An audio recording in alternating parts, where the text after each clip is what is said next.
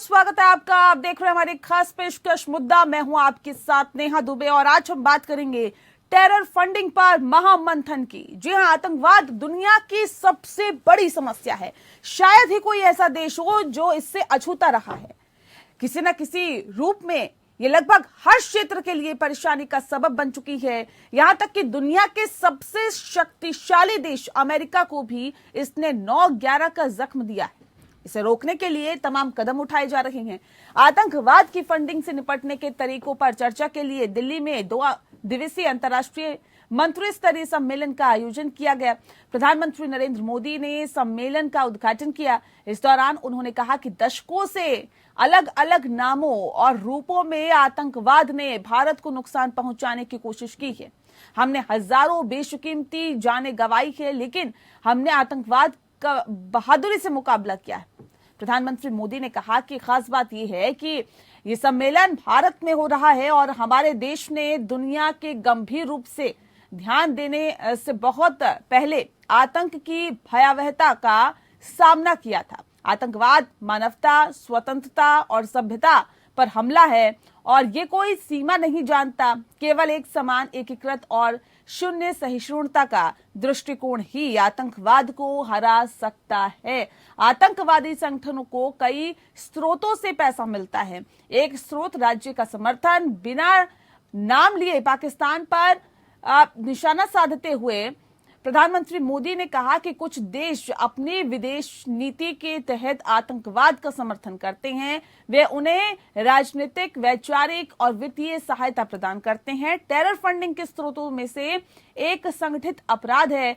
इसे अलग करके नहीं देखना चाहिए। इन गिरोह के अक्सर आतंकी संगठन से गहरे संबंध होते हैं।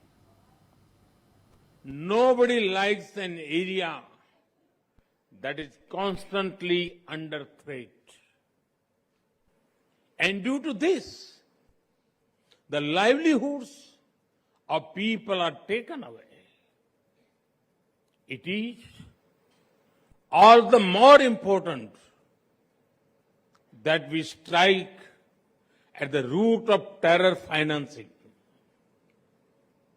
Friends, in today's world, ideally, there should be no need for anyone to remind the world of the dangers of terrorism.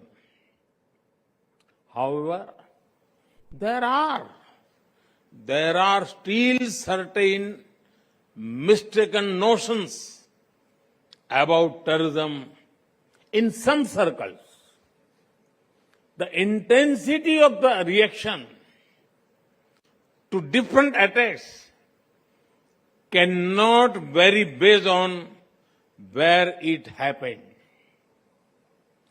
All terrorist attacks deserve equal outrage and action. Selective या आत्मसंतुष्ट दृष्टिकोण न रखें। टेररिज्म के वित्त पोषण की समस्या व्यापक हो चुकी है। पिछले कुछ वर्ष में भारत ने टेररिज्म के वित्त पोषण पर नकेल कसने में सफलता हासिल की है। टेररिज्म के वित्त पोषण के खिलाफ भारत की रणनीति इन 6 स्तंभों पर आधारित है। पहला, लेजिस्लेटिव और टेक्नोलॉजिकल फ्रेमवर्क को मजबूत करना। दूसरा, व्यापक मॉनिटरिंग फ्रेमवर्क का निर्माण करना। तीसरा, सटीक इंटेलिजेंस साझा करने का तंत्र पुख्ता करना। इन्वेस्टिगेशन एवं पुलिस ऑपरेशन को मजबूत करना। चौथा, संपत्ति की जब्ती का प्रावधान और उसका उपयोग करना। पांचवा, कानूनी संस्थाओं और इन तकनीकों के दुरुपयोग को रोकना। और छठा, अंतर्राष्ट्रीय सहयोग एवं समन्वय स्थापित करके इसके खिलाफ अंतर्राष्ट्रीय स्तर पर लड़ाई को मजबूती देना। भारत ने इस दिशा में अनलॉफुल एक्टिविटी प्रिवेंशन एक्ट में संशोधन करने, नेशनल इन्वेस्टिगेशन एजेंसी एनआईए को मजबूत बनाने और फाइनेंशियल इंटेलिजेंस को नई दिशा देने के साथ टेररिज्म और उसके वित्त पोषण के खिलाफ की लड़ाई को सुदृढ़ किया है। जी हाँ, तो 2 दिवसीय समिट और ये समिट अपने आप में बहुत महत्वपूर्ण, क्योंकि ये टेरर फंडिंग पर ये महामंथन हो रहा है और शायद ही कोई भी देश ऐसा होगा इससे जो अछूता रहा होगा और किसी न किसी रूप से कहीं ना कहीं कभी ना कभी उसने भी आतंक को झेला है। और साथ ही साथ जो फंडिंग हो रही है इस पे आज हम बात करेंगे कि फंडिंग कहाँ से होती है, कैसे होती है, इस पे रोक लगाना कितना जरूरी है और उस रोक के सिलसिले में उस रोक के संदर्भ में ये समिट कितना महत्वपूर्ण है। इस विषय पे आज हम तफसील से चर्चा करेंगे। खास मेहमान हमारे साथ मौजूद है, उनसे आपका परिचय करा देते हैं। इस वक्त हमारे साथ जितेंद्र ओझा जी हैं, जो कि इंटरनल सिक्योरिटी एक्सपर्ट हैं। बहुत स्वागत है ओझा साहब आपका। हमारे साथ GS अवाना जी जुड़ गए हैं, पूर्व डिप्टी पुलिस कमिश्नर हैं दिल्ली पुलिस के। बहुत स्वागत है आपका अवाना जी। और साथ ही हमारे साथ मंजू सेठ जी जुड़ गई हैं, जो कि पूर्व राजनयिक हैं। आपका भी बहुत स्वागत है मंजू जी। इस खास कार्यक्रम की शुरुआत जितेंद्र ओझा जी आपके साथ मैं करती हूं, क्योंकि बहुत महत्वपूर्ण ये समिट आपके नजरिए से कितना महत्वपूर्ण है और इस पर महामंथन करने की जरूरत आज क्यों लगी? क्या नहीं लगता है कि इस पर महामंथन किए जाना चाहिए? और ये बहुत जरूरी है कि आखिर आतंकवाद को फंडिंग कहां से मिल रही है, कैसे मिल रही है और इस पर रोक लग सके। एक बात मैं अपनी बात रखने से पहले क्लैरिफाई करूंगा कि मैं इंटरनल सिक्योरिटी एक्सपर्ट नहीं हूं, मैं ग्लोबल सिक्योरिटी एक्सपर्ट हूं। चलिए माफ कीजिएगा सर, आपको ठीक करा देते हैं। हाँ, जहाँ तक इसकी बात जो आप कह रही हैं, देखिए कहीं पर भी आतंकवाद जो है कभी टैक्स पेयर के पैसे से खर्च ये नहीं लड़ा जाता है। और दूसरी बात कि आतंकवाद एक युद्ध है, एक इनडायरेक्ट युद्ध का एक तरीका है और ये हमेशा से आप देखिए सैकड़ों सालों से ये आता रहा है और हर समय में जो है आतंकवाद का तरीका बदल जाता है। आज की तारीख में दो बातें हैं नेहा जी। एक बात ये कि जब हम ट्रस्ट बेस्ड सोसाइटी की बात करते हैं, ट्रस्ट बेस्ड सोशल ऑर्डर्स की बात करते हैं, तो उस ट्रस्ट बेस्ड सोशल ऑर्डर्स के लिहाज से ये देखा जाए कि ये उसको तोड़ रहा है। जो ट्रस्ट की हम बात करते हैं, ट्रस्ट टूट रहा है। तो एक ऐसे समय में हम एक विश्वास कर रहे हैं, हम कह रहे हैं कि सिविलियन कैजुअलिटीज नहीं होनी चाहिए, तो ये आतंकवाद जो सिविलियन को टारगेट करता है, डिसेप्शन के जरिए टारगेट करता है। दूसरा जो फंडिंग की आप बात कर रहे हैं, उससे सारी फंडिंग जो है ऑर्गेनाइज क्राइम के जरिए होती है और भारत जो है ऑर्गेनाइज क्राइम का एक बहुत बड़ा मैं कहता हूँ कि बाजार बन चुका है कि हर किस्म के, चाहे वो ड्रग हो, चाहे नकली नोट बेचने का धंधा हो या मनी लॉन्ड्रिंग का धंधा हो या बेटिंग हो या एक्सटॉर्शन हो, ये हम पहले कहते थे तो लोग नहीं सुनते थे। और दुनिया के तमाम देश, इवन यूएस आर्मी की बात करें कि उसके अपने रिपोर्ट में या कई एक टेररिज्म के को जो स्टडी करने वाले रिसर्च इंस्टीट्यूशन उनके रिपोर्ट में लिखा है 2021 में। मेरा भी एक पेपर है जो कई एक दुनिया के यूनिवर्सिटी से पढ़ाया जाता है, जिसमें मैंने एक इंडिजिनस स्ट्रेटजी फॉर टेररिज्म की बात की है, जबकि इस गिल साहब के जर्नल में फॉल्ट लाइन्स में ये पब्लिश हुआ था कि कैसे भारत को एक इंडिजिनस स्ट्रेटजी की जरूरत होती है। तो देखिए जो ऑर्गेनाइज क्राइम और टेररिज्म साथ चल रहे हैं, कई दफे होता क्या है कि जो फ्रेजाइल स्टेट्स हैं, अभी आप देखें कि हॉर्न ऑफ अफ्रीका में जाके ये जो है ऑर्गेनाइज क्राइम के जरिए पैसे इकट्ठा कर रहे हैं, ड्रग कर रहे हैं। पाकिस्तान जिस तरीके से अफगानिस्तान का इस्तेमाल कर रहा है सभी को मालूम है। तो कुछ स्टेट, खास करके जो दो लोग यहाँ पे नहीं आए हैं, पाकिस्तान और उसके मेंटर चाइना, ये दोनों का जो है एकमात्र तरीका है कि टेररिज्म का इस्तेमाल करना भारत को डिस्टेबलाइज करने के लिए, दुनिया के जो फ्रेजाइल स्टेट्स हैं उनको कभी वहां पे गवर्नेंस नहीं लाने देने के लिए, और इस्लाम का इस्तेमाल करना, क्योंकि इस्लाम में जो कहते हैं कि आप सवाल नहीं उठा सकते, जवाब नहीं कर सकते, तो उसका भी धीरे से इसको एक्सप्लॉइट करना। और इसके जरिए दो बातें हैं, ये छोटे मोटे ग्रुप अपने छोटे मोटे एजेंडा के लिए आते हैं और इसमें इनका मकसद होता है अपने स्ट्रेटेजिक इंटरेस्ट को आगे बढ़ाना। ये प्राइम मिनिस्टर ने भी इसमें कहा। कुछ लोगों ने कहा कि नहीं नेशनल पॉलिसी है, नेशनल पॉलिसी नहीं कह सकते, वहां से क्रिमिनलाइज कार्टेल है पाकिस्तान में, और मैं कहता हूं कि दुनिया को ये देखने और समझने की जरूरत है कि इस क्रिमिनलाइज कार्टेल को वहां से निकाल बाहर करने की जरूरत है। और वहां पे जो इस्लामिक रेडिकलिज्म के नाम पे ये क्रिमिनलाइज कार्टेल जो पाकिस्तानी आर्मी का है, वो वहां पे भी परेशान कर रहा है और उसे पूरी दुनिया में अपनी जड़ें फैला रखी है। तो जहां पर भी पैसा होता है वहां पे कुछ न कुछ क्रिमिनलिटी होती है, और ये पैसे और क्रिमिनलिटी का जो लिंक है, इस लिंक को तोड़ना जरूरी है। लेकिन मैं ये कहूंगा कि इससे और आगे जाना है, रेडिकल प्रोपेगेंडा को भी तोड़ना है। उसमें मैं ये नहीं कहना चाहता हूं कि आप केस में, लेकिन जिन लोगों को दिलचस्पी है, तो मैंने साइकिल ऑफ टेररिज्म की बात की है, रिक्रूटमेंट की बात की है, लॉजिस्टिक्स की बात की है, प्रोपेगेंडा की बात की है, और सारे एक दूसरे से इंटरलिंक्ड है। तो ये फंडिंग को तोड़ने से बहुत बड़ा असर पड़ेगा कि रिक्रूटमेंट पे असर पड़ेगा, लॉजिस्टिक्स पे असर पड़ेगा। लेकिन ये इस किस्म की रोग रेजिम जब तक रहेंगे तब तक जो है कोई ना कोई तरीका अख्तियार करके वो ये ऐसा काम करते रहेंगे, दुनिया में सभी को परेशान करेंगे, और वो जो है दुनिया को एक्सप्लॉइट करना चाहते हैं, ये परेशान करना चाहते हैं। जिस चाइना ने अपने यहाँ ड्रग बंद कर दिया, उससे यहाँ पे वो ड्रग प्रमोट करवाया जा रहा है, ड्रग ट्रेड प्रमोट करवाया जा रहा है। तो कुछ लोगों के फायदे के लिए पूरी मानवता को ब्लैकमेल कर रहे हैं। और इस लिहाज से मैं समझता हूँ कि ये बहुत जबरदस्त मूव है भारत की तरफ से, लोगों को सेंसिटाइज करना, पहल करना। मैजिक तो नहीं हो सकता ऐसे कॉन्फ्रेंसेस से, लेकिन एक ब्रॉड डायरेक्शन जो है फिक्स किया जा सकता है, जिसके बेसिस पे कोऑपरेशन बढ़ेगा। नेहा जी, तो एक बहुत महत्वपूर्ण डेवलपमेंट है हमारे लिहाज से तो काउंटर टेररिज्म की दिशा। बिल्कुल, भारत देखिए हर स्तर पर आतंकवाद के खिलाफ आवाज उठाता रहता है और बताता रहता है कि आतंकवाद न सिर्फ भारत के लिए बल्कि हर देश के लिए एक बड़ी चुनौती बना हुआ है।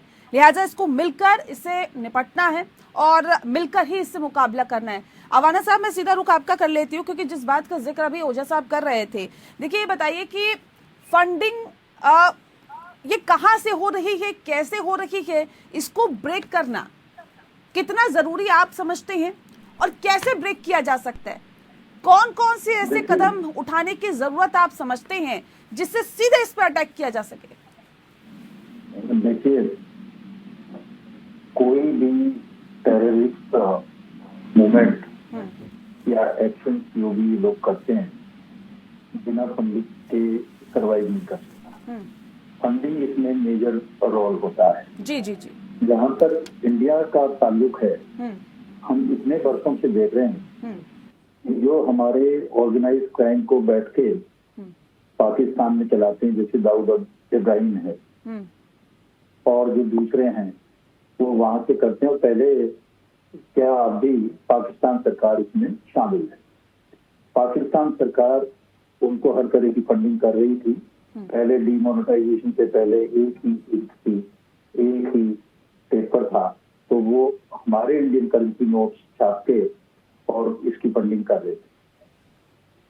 तो उसकी वजह से बहुत सारी प्रॉब्लम थी। अब थोड़ा सा फंडिंग के ऊपर कंट्रोल हुआ है और ये हम सब जानते हैं कि जो इंटरनेशनल फंडिंग है उसकी वजह से ही टेररिज्म जिंदा रहता है। अगर वो फंडिंग को हमें काटना है तो सारे देशों का सहयोग चाहिए। अगर सहयोग नहीं होगा, जैसा आज प्रधानमंत्री जी ने कहा कि अगर कहीं भी कुछ भी जो टेररिस्ट अटैक होता है तो उसको ये माना जाएगा कि ये सबसे हुआ, सारे लोग उसे मिलके उसको खत्म करने की प्रयास करेंगे। तो ये बहुत जरूरी है। दो तरह की फंडिंग होती है, दो तरीके हैं। एक तो हमारा ट्रेडिशनल फंडिंग है, पहले हवाला से बैंक ट्रांसफर ये वो उससे करते थे। और दूसरा जो सबसे सीरियस ट्रेंड अब मॉडर्न उसमें आया है, वो जो हमारा इंटरनेट है, सोशल मीडिया है, उससे जो फंड रेजिंग करते हैं और बड़े आराम से लोगों को ब्लैकमेल करते हैं, किसी न किसी धर्म के नाम पे, किसी जिहाद जैसे शब्दों के नाम पे वो फंड आता है और लोगों से इकट्ठा करके उनका काम चलता है। इसको भी ब्रेक करने की बड़ी आवश्यकता है। NIA ने ये कदम उठाया है। ये तीसरी कॉन्फ्रेंस है, इससे पहले ऑस्ट्रेलिया में भी हुई। पर अब जो जिस तरह से हो रहा है और जिस तरह से सब लोग ही जितने भी कंट्री हैं उन सबको कहीं ना कहीं ये टेररिस्ट जो है दुखी कर रहे हैं। पहले तो ये था कि कुछ कंट्री अछूते थे और कुछ कंट्री जो है उसमें आराम से बैठ के अपना धंधा करते थे। अब ऐसा नहीं, अब तो सबको इसकी आंच जो है पहुंच रही है। चाहे बेशक पाकिस्तान इस कॉन्फ्रेंस में नहीं आया और चाइना नहीं आया, परंतु पाकिस्तान में भी अब टेररिस्ट अटैक होते हैं और इंडिया से कहीं ज्यादा हो गए। उन्होंने जो सांप को पाला था वही सांप उनको अब डस रहा है। तो हमें दो फ्रंट पे इसमें कॉपरेशन चाहिए बाहर का। एक, आइसोलेशन में कोई भी कंट्री टेररिज्म से नहीं लड़ सकता है जब तक के टेररिज्म में सभी कंट्री सहयोग ना दे। इसकी जड़ कोई एक जगह तो होती नहीं कि भाई ये कंटेन करेगा फिजिकली यहाँ पे। आज के जमाने में ये दूर दूर तक फैले हुए कोई जो सिंपैथी इनके प्रति रखते हैं वो करते हैं फंडिंग।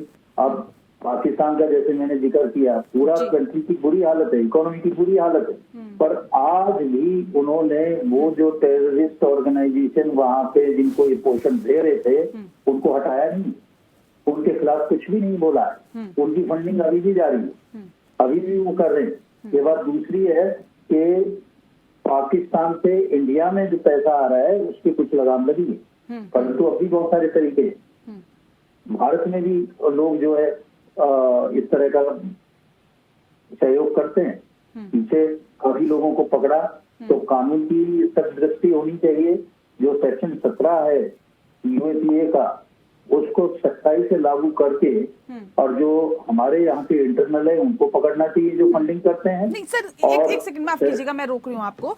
आपने कहा कि पकड़ना चाहिए, लेकिन हमारी पुलिस कहाँ नाकाम हो जाती है सर? क्यों उन तक नहीं पहुंच पाती अभी? क्योंकि ये भी कहा गया कि देखिए, आतंकवादी संगठनों को कई स्रोतों से पैसा मिलता है। एक स्रोत राज्य का समर्थन भी होता है। राज्य में कई लोग ऐसे होते हैं जो कि सपोर्ट करते हैं, लेकिन ऐसे में पुलिस को क्यों इंफॉर्मेशन नहीं लगती? वहां तक पुलिस के हाथ क्यों नहीं पहुंचते?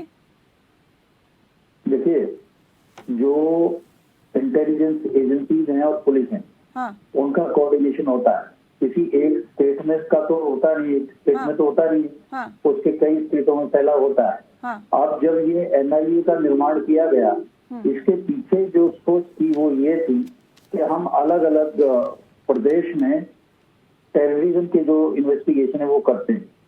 तो एक ऐसा होना चाहिए कि जो पूरी इंडिया में एक एजेंसी करे, और क्योंकि एक रहेगा तो ये उसकी पूरी लिंकेज का पता होगा कहाँ पे क्या है, तो उसमें सफलता प्राप्त की और एनआईए ने अच्छा काम किया है। अब हम इंडिया के बाहर जो लिंकेज है उनको ढूंढ रहे हैं, बाहर जो सहयोग है उसके लिए सब कुछ कर रहे हैं, और उसमें काफी हद तक सफल भी हो रहे हैं। और जहां तक बात है, अगर कोई स्टेट गवर्नमेंट किसी भी तरह से सिंपैथी दिखाती है तो उसको एक्सपोज करके उसके खिलाफ भी उनको भी बुक करना चाहिए। जो लोग इनके सहयोगी हैं, फंड रेज करके इनको देते हैं, वो भी कोई कम अपराध नहीं करते हैं, वो भी टेररिज्म में उससे ज्यादा के हैं। अगर पैसा, तो टेररिज्म 1 मिनट सर्वाइव नहीं कर सकता। इसके लिए पैसा चाहिए, और पैसा ये तरह तरह की ये काम करके इकट्ठा करते हैं, चाहे ऑर्गेनाइज क्राइम ड्रग का हो, चाहे और बातें करें नकली नोटों का हो, या कोई मनी लॉन्ड्रिंग करे, कुछ ऐसे भी कर करा के ये पैसे की कोशिश करते हैं। पर अगर इन पे हम निगाह रखें, भारत और भारत के बाहर भी, तो इसको कंटेन करना कोई इतना बड़ा मुश्किल काम नहीं है। ठीक है, इसमें सहयोग चाहिए, सबका सहयोग चाहिए। ठीक है, ठीक है। मंजू जी का रुख कर लेती हूँ। मंजू जी, अभी जिस बात को कहा अवाना जी ने कि देखिए, तमाम कंट्रीज का सपोर्ट चाहिए, लेकिन नहीं मिल पाता। इससे पहले हमने देखा कि भारत ने अंतर्राष्ट्रीय लेवल पे भी कई बार आतंकवाद के खिलाफ आवाज उठाई, और हर बार मुझे लगता है कि आवाज उठाई जाती है कि देखिए, आतंकवाद पर हम सभी को मिलकर एकजुटता दिखानी होगी और कदम उठाने पड़ेंगे। अब कदम उठाने का वक्त है, अब एक्शन लेने का वक्त है। लेकिन बातें तो सब तरफ से की जाती है, लेकिन कदम नहीं उठाए जाते। इत्तेफाक रखती हैं आप भी? और क्या वजह इसके पीछे है? क्या हो जाता है सॉरी,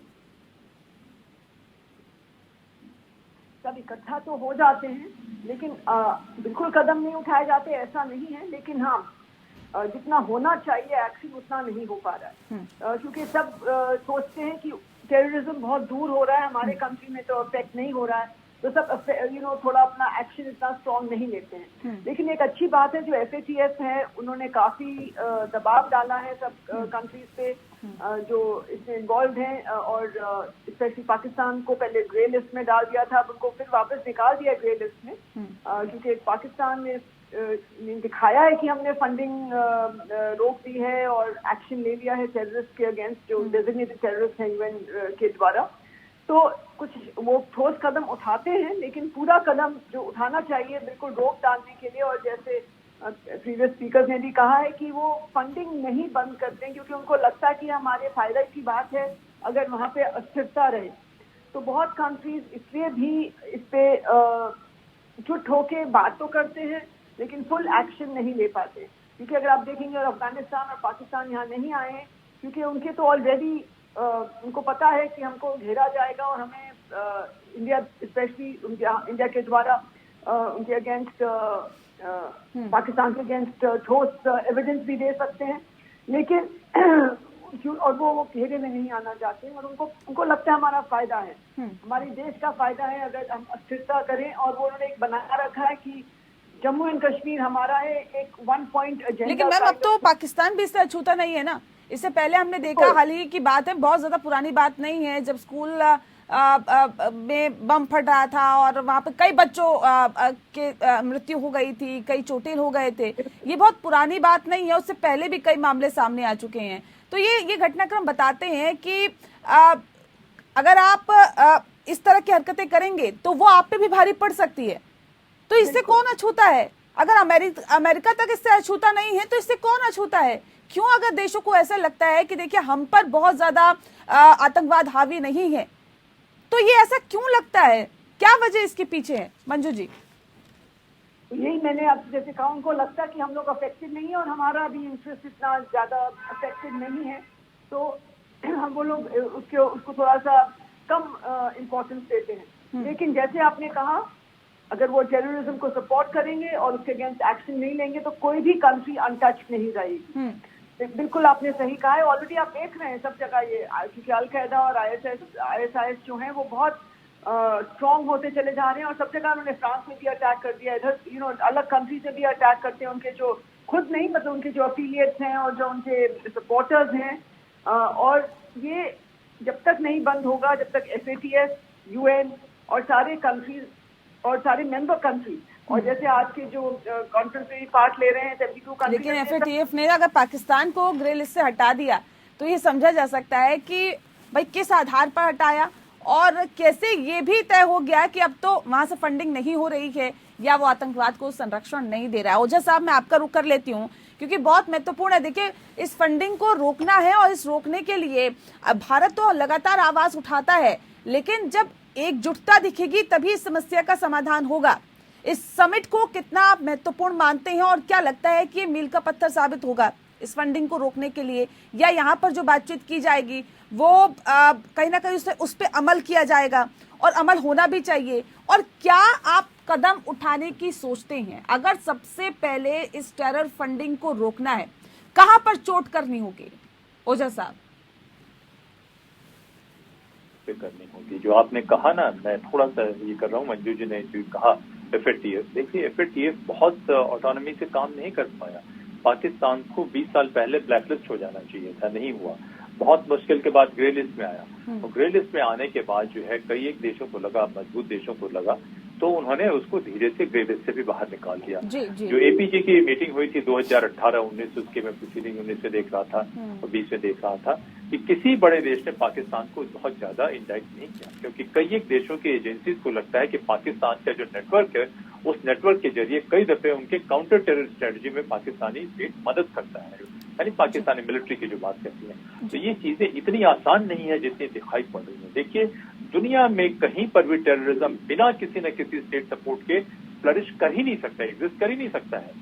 अब एक डिनायबल तरीका आया है कि चलो इसको यहाँ से हटा दो, अफगानिस्तान में थोड़ा रहने दो, थोड़ा हॉर्न ऑफ अफ्रीका में लेके चले जाओ, और वहां भी लेके चले जाने के बाद जो है फ्रेजाइल स्टेट्स हैं, कमजोर स्टेट्स हैं, वहां कोई ना कोई दूसरे लोग करते रहते हैं। तो बहुत बड़ा डार्क अंडरवर्ल्ड आप जिसे कहें कि जहां कोई भी स्टेट की रिट नहीं चलती है।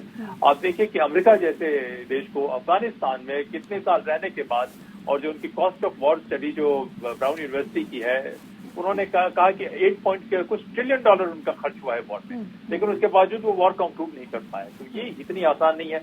उनका टेररिज्म, जिस किस्म का टेररिस्ट थ्रेट वो फेस कर रहे हैं, हमारे थोड़ा सा अलग है। आप देखिए कि ग्लोबल टेरर इंडेक्स 2001 से उन्होंने बनाया शुरू किया, बहुत सालों तक हम 2 नंबर पे रहे, फिर अभी भी हम पहले टॉप 10 में है जो सबसे अधिक इम्पैक्टेड कंट्रीज हैं। तो देखिए, हमारा एक रवैया अलग है और मैं कहता हूं कि नहीं, फंडिंग बहुत इंपॉर्टेंट है, इसमें कोई शक नहीं, लेकिन ये सिर्फ फंडिंग पे ही हम नहीं कर सकते। अपने पूरे क्रिमिनल जस्टिस सिस्टम को रिस्ट्रक्चर करने की जरूरत है। क्यों? क्योंकि आप देखें कि अगर ये थ्रेट नहीं होता इस्लामिक रेडिकलिज्म का, सबवर्शन का, तो शायद हमारी गवर्नेंस सिस्टम साफ सुथरी होती। टेररिज्म एक छोटा सा कंपोनेंट है जो लार्जर सबवर्सिव वॉर की हम बात करते हैं, जो पुलिस वगैरह के जो लोग हैं उनको थोड़ा सा वो पूरी पिक्चर दिखाई नहीं पड़ेगी, कई जगह दिखाई नहीं पड़ पाती है। तो बड़ा सबवर्सिव वॉर का वो एक बहुत बड़ा हिस्सा है। तो उससे क्या करते हैं कि आपके इंस्टीट्यूशन को सबवर्ट कर दें। आप देखिए कि चाइना क्यों पेट्रोनाइज कर रहा है, क्योंकि उसका एक ये तरीका है जिसे प्रॉक्सी वॉर भी हम कहते हैं, कि ये चीजें इतनी वेल डिफाइंड नहीं होती है। कहीं प्रॉक्सी वॉर, कहीं सबवर्शन, कहीं इंसर्जेंसी, कहीं टेररिज्म, कहीं ऑर्गेनाइज क्राइम, ये तमाम चीजें क्या करती है, एक पैरेलल सिस्टम क्रिएट करना चाहती है। वो ठीक। आपकी स्टेट की एबिलिटी को डेंट करना चाहती हैं। तो आप जो कह रहे हैं कि सारे लोग इम्पैक्टेड नहीं, पाकिस्तान के मिलिट्री एस्टैब्लिशमेंट को क्या फर्क पड़ता है कि बहुत सारे लोग मर जाएं? क्यों? क्योंकि उनके लोग तो बहुत, देखिए कि अमेरिका में जाके आप देखें कि पाकिस्तानी मिलिट्री एस्टैब्लिशमेंट के लोग कितनी आलिशान जिंदगी जीते हैं, कितने यूरोप में जाके देखें कि क्या वो आलिशान जिंदगी जीते हैं। तो उनके लिए थोड़े बहुत पाकिस्तानी मर भी जाए तो उनके लिए कोई फर्क नहीं पड़ता। और उस टेररिज्म की वजह से दुनिया में आज उनकी पूछ है। अगर वो टेररिज्म नहीं करते, इतनी सबवर्सिव पावर नहीं होती, तो चाइना भी उनको नहीं परेशान करता। तो वहां पे एक छोटे से कार्टेल ने बना लिया। और आप समझते हैं कि लोगों की जान जाती है तो लोगों को फर्क पड़ना चाहिए? किसी को कोई फर्क नहीं पड़ता, कुछ लोगों की जान जाती है। जिस चीन की आप बात कहते हैं, 4 करोड़ लोगों को माओ ने खुद मरवा दिया। अभी जो है 20 लाख लोग कहाँ चीन में चले गए उसको पता नहीं है। तो दूसरे के देश में कुछ लोग अगर मारे भी जाते हैं तो उन्हें कोई फर्क नहीं पड़ता है। हम चूंकि एक डेमोक्रेसी के साथ साथ बहुत ही सेंसिटिव सिविलाइजेशन है, बहुत ही एम्पैथी है हमारे में लोगों के प्रति, इसलिए हम आवाज उठा रहे हैं। और आखिरी बात मैं कहूंगा कि ये जो है जो समिट है या ये जो कॉन्फ्रेंस है थोड़ा बहुत जरूर अचीव करेगी, लेकिन जब तक हम अपने पूरे क्रिमिनल जस्टिस सिस्टम को ओवरहॉल नहीं करते हैं तब तक हमें बहुत ज्यादा फायदा नहीं होगा। हमें पूरे जो है पुलिसिंग, जुडिशरी और सोसाइटल इंस्टीट्यूशन तीनों को स्ट्रीमलाइन करने की जरूरत है। क्यों? क्योंकि हम सिर्फ कहें कि हम सबसे बड़े विक्टिम हैं तो ये हमें कमजोर दिखाता है। क्योंकि हमें भाई मजबूत सरकार है, आजाद सरकार है, हमारे लोग जाके दुनिया भर में सीईओ बन रहे हैं, तो हमें क्या हमारे दिमाग में कमी है? दिमाग में कमी नहीं है। हमें जो है इसको कॉम्प्रिहेंसिवली हैंडल करने की जरूरत है। जिस दिन अपना क्रिमिनल जस्टिस सिस्टम सुधार लेते हैं, जिसमें सोसाइटी को थोड़ा ठीक है, स्ट्रीमलाइन समय करने पर की वक्त की कोशिश कमी करते है। हैं, हालांकि तो हमेशा बहुत नहीं कहा हद है तक कि contain देखिए कर सकते हैं। अभी आतंकी घटनाओं में कमी आई है, लेकिन और कमी आनी चाहिए। और उस कमी आने के लिए ही फंडिंग कहाँ से होती है इसका भी जिक्र किया जा रहा है और इसीलिए इस समिट को रखा गया है। बहुत शुक्रिया सर। अब हालांकि देखने वाली बात यही होगी कि क्या कुछ निकल के नतीजे सामने आते हैं, क्या ये टेरर फंडिंग रुक पाती है या फिर नहीं रुक पाती है, और रोकने के लिए क्या कुछ उपाय किए जाते हैं, इस पर भी सभी की निगाहें। मुद्दा में फिलहाल इतना ही। नमस्कार।